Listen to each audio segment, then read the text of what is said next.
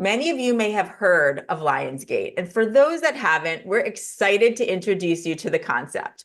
We know it, especially because it also happens to fall on Karen's birthday, which is August 8th or 8/8. And while we know of it, we don't totally know the meaning and why it's such a powerful day. So we have astrologer Stevie Calista, as well as numerologist and Akashic Records reader Akashic Bec here to give us all of the information that we need to know. I'm so excited to hear this one because even as somebody who's been around as long as me with a birth date on this date, I really don't know the full insight into Lionsgate. So what is it in astrology? And then we'll go to numerology. Yeah. So Lionsgate is technically on August 8th. That's what people say, but it's more like the end of July into the middle of August, this energy that we're talking about. So some people say the 27th of July, but it's like how energy just like peaks and then goes back down. It's one of those situations. So it's during Leo season, which is the lion part. And Leo season is fire, and it's all about our heart, our self-expression, really getting into who we are and shining our light very brightly. So this season, and in the Northern Hemisphere,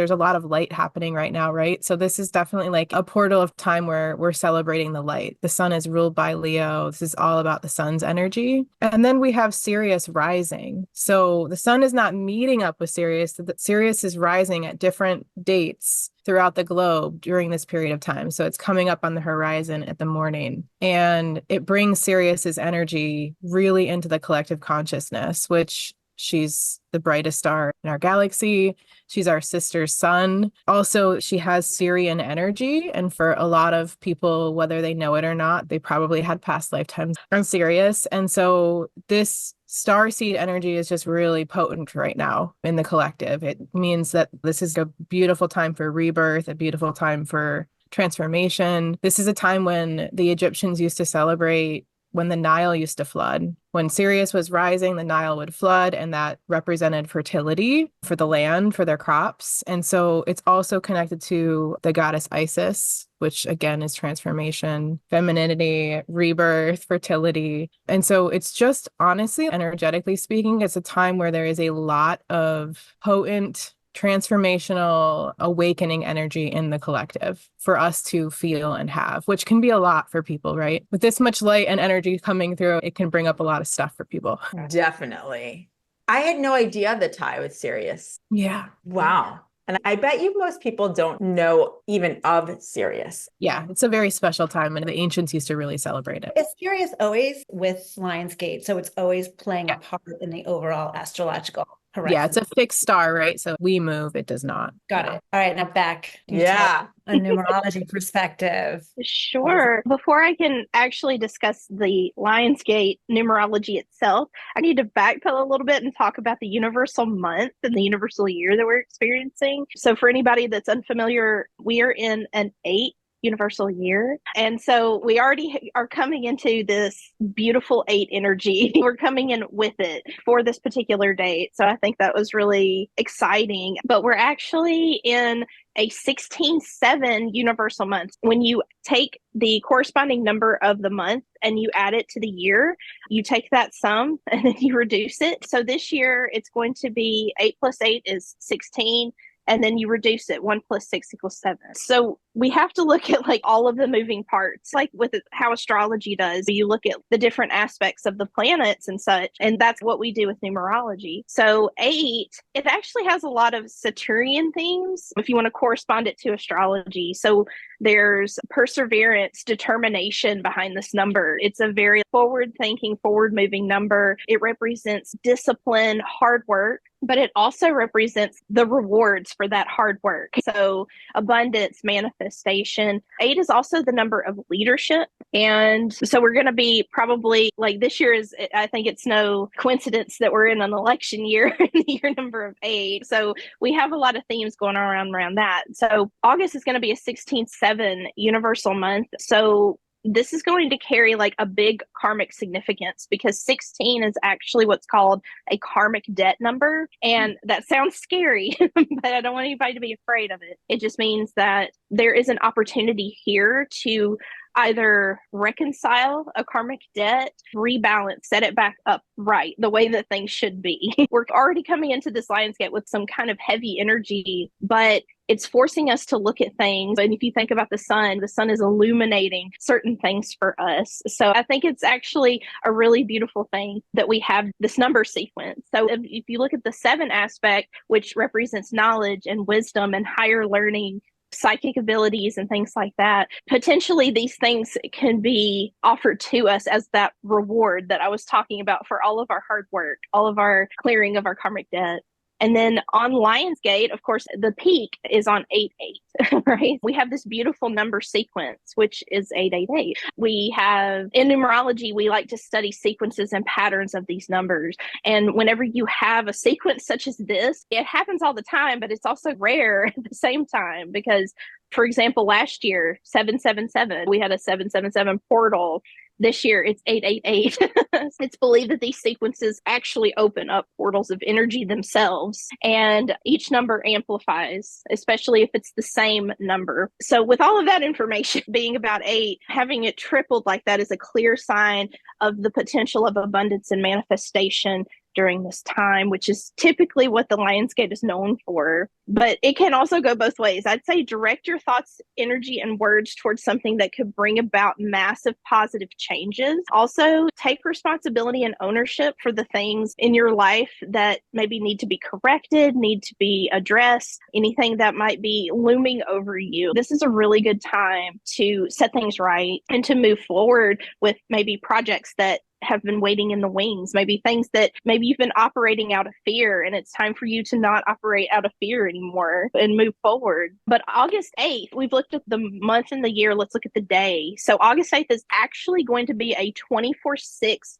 universal day, which embodies things like relationships, particularly with family and marriage. It can also represent children as well. So successful endeavors, good judgment, and being one with nature. So it has a lot of potential to be a beautiful number. And on the shadow side of this 6, we could have things like jealousy, manipulation, being vindictive. So these might be some things that you could clear out of your vocabulary, things that can be healed during this Lionsgate portal. So be very careful how you choose to direct your energy and intentions on that day. But there's like a lot of energy around creating. You have this like 6, 7, and 8 energy, which is also another sequence. And that is big creation energy. This is like bringing big ideas to life. This isn't small time. These are like numbers that uplift us as a collective, as humanity. Wow, that's real. That feels very exciting. I agree. And it's exciting on so many levels, just and knowing that it actually is this period of time and not just the day. And then when you also just take the day, and it makes me so happy that it's your birthday, Karen. Oh, and I didn't know about the 888. So that part feels even more powerful. Can you guys talk about what the idea of the portal is, though? So if you think of us as energy bodies and Earth as her own frequency, right? The planets are all frequency, all the timing is everything's a cycle. And so we're sitting here as energy bodies on Earth being affected by Earth's frequency and all the planets that are coming and shaping us. You can think about it like patterns in geometry. Sometimes they're really jagged, sometimes they're really open and abundant, sometimes they feel really good. So we're all feeling all of these cycles all the time. And so a portal just essentially means that the light is brighter and that certain energy is beaming down onto us on Earth, and we feel it essentially.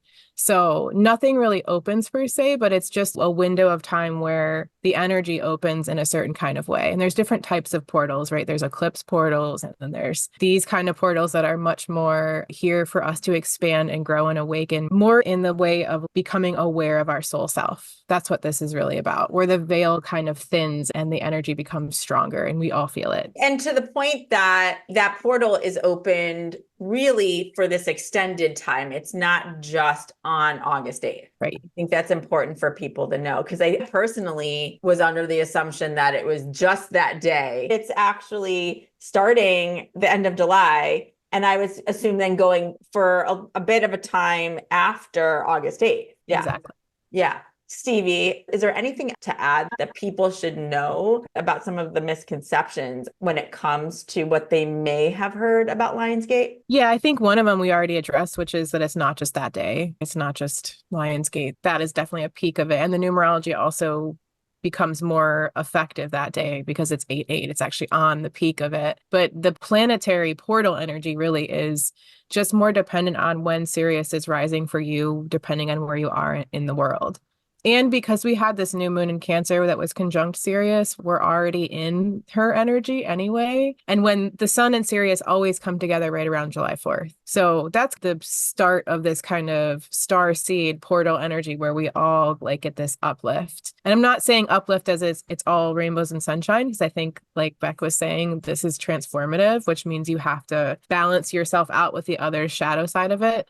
But most of the misinformation can come from people saying that it's a perfect alignment with certain planets, and that's just not astronomically or astrologically correct. And I have seen, and it has irked me, and I've worked on this within myself, just like some misinformation around it. It used to really upset me because it was just people, it's almost like people were jumping on the bandwagon and just saying stuff. And I was like, that's not true. This is a really sacred time, though. And it is a time where we're really being asked to be illuminated in some areas of our lives. So you will see people just talking and saying, this is alignment with this or this and this. You just know that like the energy mostly is that Sirius is rising right now. That's the astrological significance. And Sirius kissed the sun in early July. And Leo season plays a huge role in this, which is ruled by the sun. Is Karen, the sunny, shiny you that you are. Like, this is a season where the sun is really, we want to get into the sun's rays. These are upgrades for our DNA. And I think it's really helpful, all of the things that you've given us to tell us both sides of that, which we need to be aware of. So there are opportunities for, yes, leaning into the brightness and all of the positive notes of the sign, but also there are things that we can let go of, and as we always can, but it's a very powerful time to be able to do that. Is there anything else that we should be thinking about and how best to use the energy of that particular time frame? Any rituals that you would suggest? Yeah, I don't mind sharing. One of the ways I feel like you can prepare for Lionsgate is, since 8 is a number of, like I said, abundance, it's very much tied to our finances and financial structures and things like that. I personally would create a money bowl. Ooh. And this could be, I don't think everybody has an altar, but you can create a money bowl for yourself. And there's a million different ways that you can create these things. A lot of people, they might put salt in it. They might put different herbs. They might even put literal money in their money bowl. It could also be water. I think in a different episode, we were talking about money wounds and how money is like water. You could put a bowl of water with coins in it and things like that, and to just create like a sacred ritual space for something like that. You can write mantras of abundance or gratitude. Now, gratitude is probably one of the best ways that we can manifest because it perpetuates the things that we are grateful for. I also was reading about when Stevie mentioned the ancient Egyptian cultures. So I was actually reading about that a while back, and it said that one of the best offerings that you can provide to the sun, since we're in Leo season and we're talking about all of the Lionsgate portal, is do a sun offering. And they said water is actually, ironically enough, one of the best offerings that you can give to the sun. So they were talking about placing a bowl of water out in the sunlight, and also creating rice water. Rice water apparently is an offering to the sun, which I thought was really fascinating. And sunflowers, like you can place sunflowers out on your table, on your altar, in a sacred space that you have. Maybe you have a meditation room or something like that. Just honoring the sun in some way. I feel like that would be a beautiful way to honor the sacred time. And so like when you do that, for people who really have never done anything like that before, and you just choose one of those and you make this offering to the sun, would you then suggest that out loud they say, thank you, sun, for all that you shine down upon me. I'm so grateful. Is that the kind of thing that you would say? Absolutely. I don't think there's any right way to do it. I think it's just whatever feels good to you. Just have gratitude. But gratitude practice is important anyway in everyday life. Just Definitely. perpetuate that gratitude and maybe say thank you for this abundance. Thank you for confidence. The sun, Leo, represents confidence and an expression. Thank you for allowing me to express myself. Thank you for my health. Thank you for my family. Since we're in this 6 universal day on the 8-8 portal, thank you for my family, my connections, my friendships that bring value into my life. 8 is really big about value. I love these. They're so simple and yet something to actually do. I know for me, when I hear these big events are happening, sometimes it's great to acknowledge them, but you don't always know what to do with them. So, Yeah, it can be overwhelming. yeah. So this is so simple. Oh my Something God. else too, like you can use the Leo energy in this portal time to really speak to your inner child. Leo rules our heart and how we've been heartbroken and how our inner child's been squashed. And so you could write a letter to your little self. And sometimes you can use your non-dominant hand and write as little you. So you could talk about a time where you were really struggling, or just write a letter in general to receive guidance from your higher adult self. And then you could write with your dominant hand a letter back to your little self, just saying, I'm so sorry that happened to you. You're safe now. I'm going to protect you. I'm honoring you. Whatever it is that you want to get into from that lens, because Leo season is such a good time to connect with our inner child, because Leo rules the children and like our sense of heart and bravery and confidence. And another thing too, maybe this is pretty out there, but I'm sure some people understand what I'm saying. I like to use this portal where I talk to my Starseed guides, and lately they've been feeling stronger to me, and I haven't seen them or heard them or anything, but I feel like this is when I ask them before I go to bed at night to come help me realign myself, to upgrade my gifts, to turn up my intuition, to make themselves known, to help me remember my starseed lifetimes. And by starseed, all I'm saying is that most of us living on this planet right now have lived in other places as different races of not just humans. And so often a lot of us have guides that are starseeds and beings of galactic nature. So I've been talking to them all the time. I can feel them everywhere. That's so cool. Yeah, and you could always research starseeds too. It's just such a starseed energy right now. So go research starseeds. Go see if you resonate with the characteristics of different types of them. Like, you will be surprised. Oh, these are great ideas. Yeah. And Karen, I just want to say, I love that we're talking about this time and that the peak is on 8-8, because you are such a living example of the light that I think we can all feel. And so thanks for being. Oh, thank you. I think it's also so special to be able to give everybody this gift. We're all part of this one big universe and we can all benefit by this. But thank you for that. I appreciate it. And I'm excited to do some of these, especially on my birthday, actually, to be able to go and do some of these. This is good. I mean, all of these exercises and ideas that you've given are so helpful. And if there's extra energy to help even amplify, let's do them. So thank you, Stevie. Thank you, Bec. And we'll have information for each of you in our notes under this video, so you can find out how to reach both Stevie and Bec. Thank you. Thank you.